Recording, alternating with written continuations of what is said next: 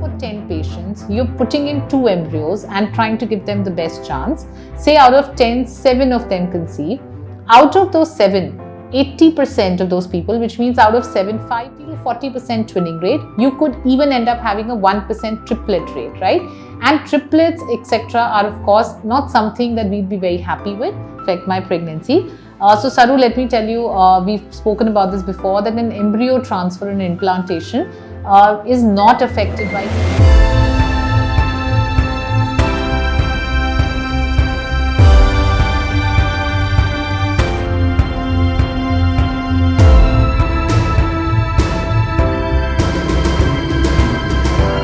Hi friends, I'm Dr. Shweta Goswami. Welcome to Fertility Fridays, where we welcome hope into your lives. Today we'll talk about a topic which is a very commonly asked question by everybody, is what is the risk of multiple pregnancy following an IVF treatment.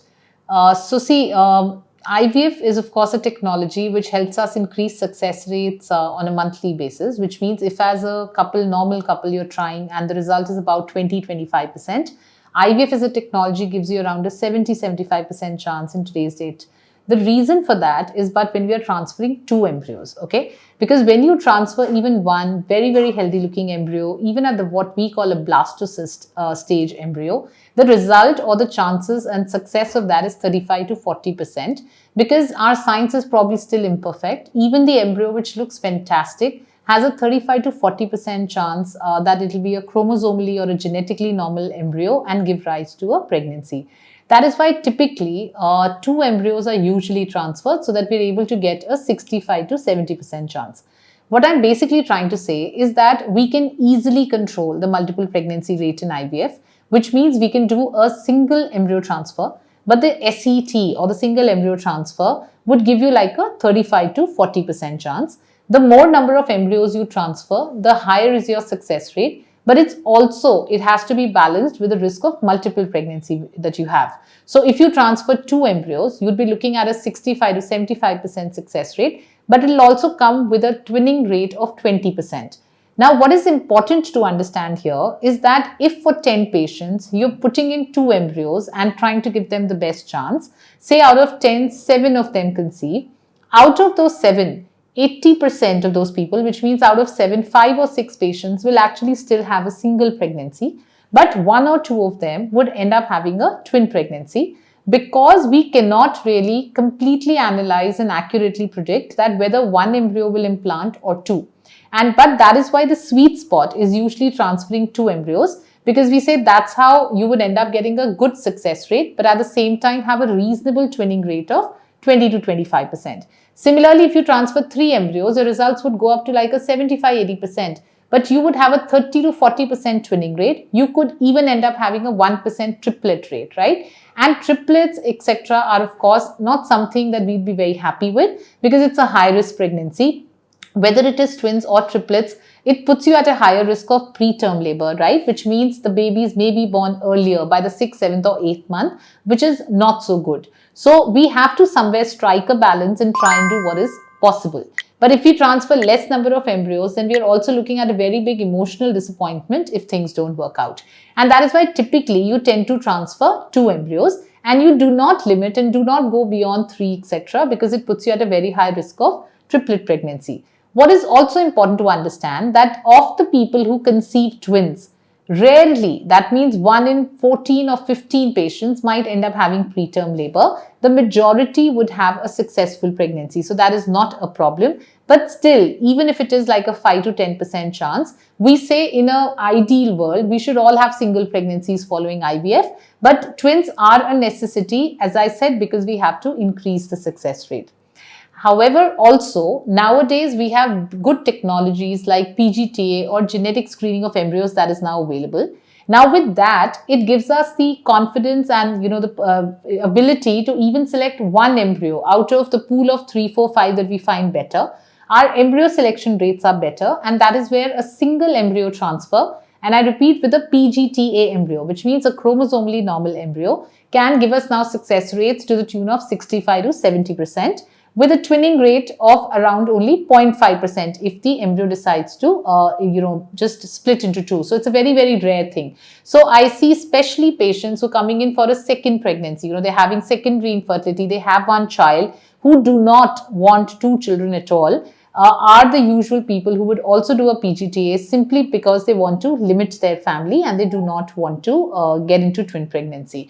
So in short, what I'm trying to say is that multiple pregnancy rates do go up in IVF because we are trying to increase our success rates. But the number of embryos that we are transferring now are getting lower and lower. Earlier, we used to transfer more than 3-4 embryos. They've got now down to 2. And now with great scientific technology like PGTA and genetic screening of embryos, we're also trying to come down to a single embryo transfer because the world is aspiring towards a single embryo transfer where we transfer a single embryo, get success rates of 70 to 80% and therefore limit the number of twins. However, people who do end up having twins, as I said, majority would do well.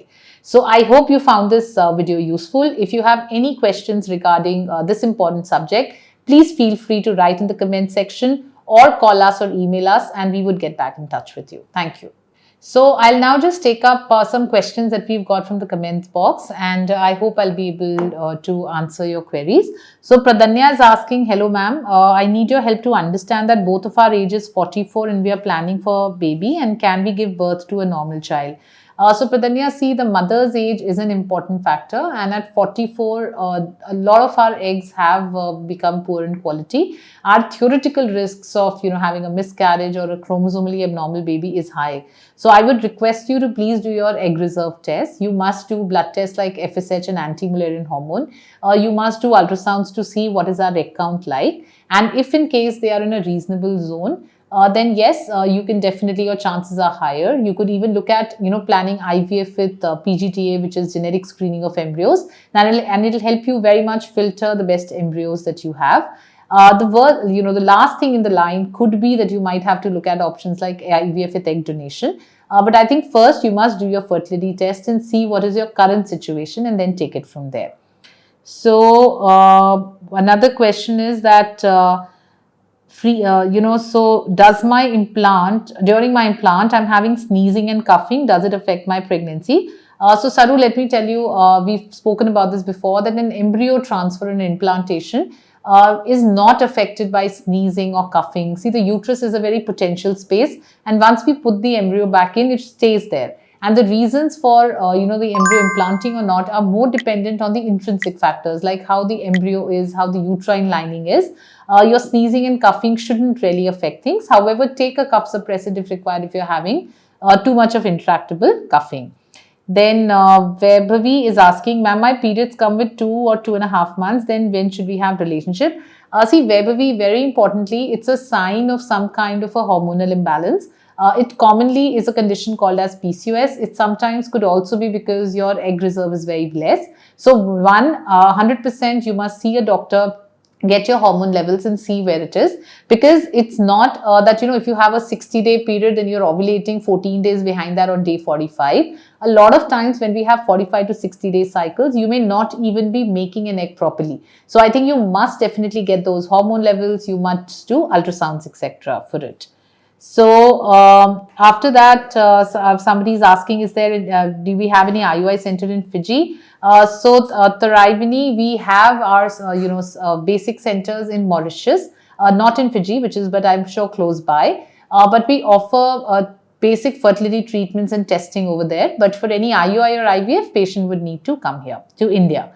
And Neha is saying, Dr. Shweta ma'am and Neeta ma'am, they are both very expert doctors. Thank you, Neha, for your sweet comments. Thank you. So if you also have any questions, please feel free to write in the comment section. Thank you. You can also email us, call us, or click on the link below and reach out to us for any queries that you may have. We would be happy to help. Thank you.